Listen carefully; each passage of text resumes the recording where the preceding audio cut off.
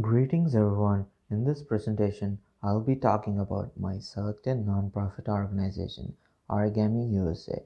I'll start with a brief introduction and go through the benefits of being a member of the organization. And I'll also be talking about the content I created throughout this semester that supports the organization. And I'll also talk about the organization's current marketing efforts. And finally, I'll give my feedback on what the organization should or can do moving forward.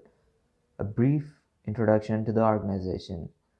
It is a non-profit organization which was created with the intent to spread the joys of paper folding in and around America.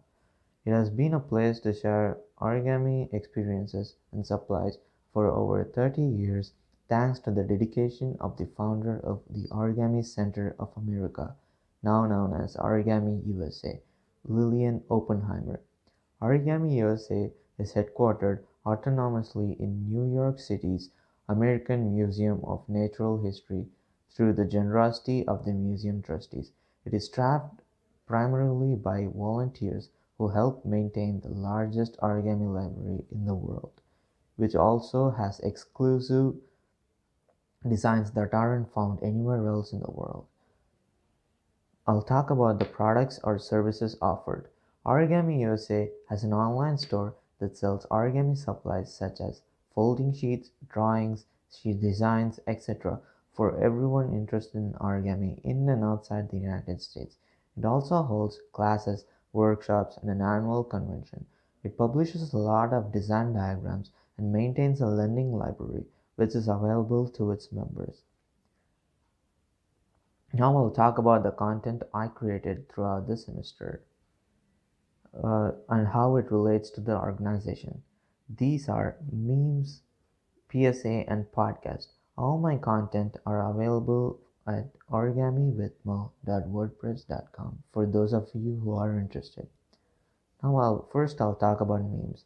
Memes are everywhere and are consumed by a wide range of audience and also include a wide range of subjects.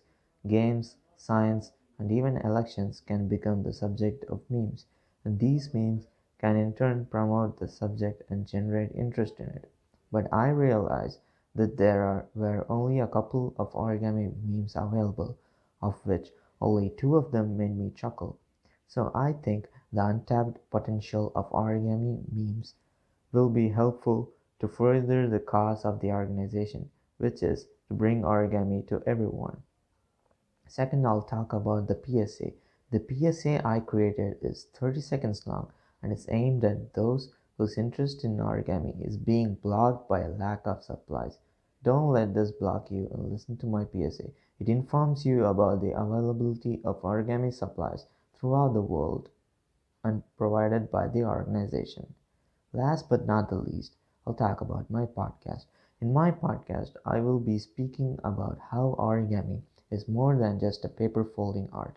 And when I say it's more than just an art form, people usually think it's okay as a hobby, but how can it be a lifestyle? Can it make money? Is it practical? Is it of any use in the real world? How can it be used to design things it's not durable enough? If you find yourself asking these questions, then this podcast is for you. In this podcast, I talk about the science behind origami and how it is useful in not only launching satellites into space but also saving lives. And I'll also talk about how origami is useful as a career in the designing world by referring to the life of Ilan Garibi, who is a renowned designer and origami artist. Now I'll talk about the organization's current marketing efforts. The organization's marketing efforts include conventions, the online store, and classes. The online store not only has origami supplies but also other art products. Conventions contribute the most towards marketing since they include fairs, competitions, and exhibitions, which brings exposure to the organization. Now I'll give my feedback on what the organization should do moving forward. I have two proposals that can introduce more people to origami.